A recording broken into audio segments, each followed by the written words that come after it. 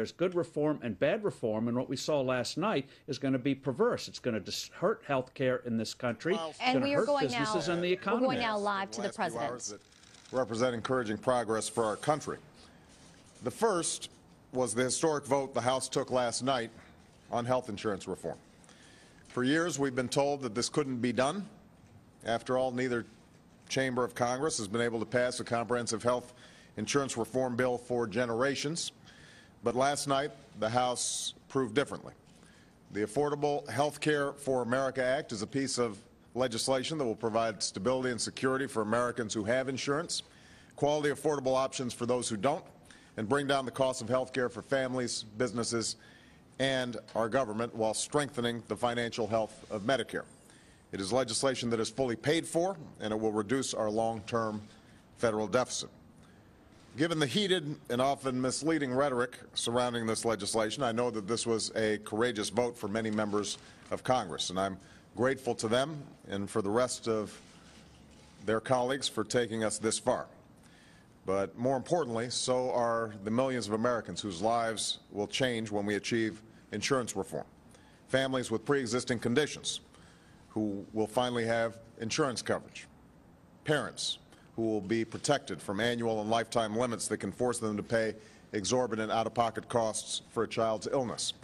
Small businesses that will finally be able to cover their employees, and working folks who will finally be able to afford health insurance for the very first time. Americans like Katie Gibson, a cancer survivor from Bozeman, Montana, who shared her story with me this summer. Because of a medical condition, Katie's insurance policy was suddenly revoked when she needed it most, even though she was paying her premiums.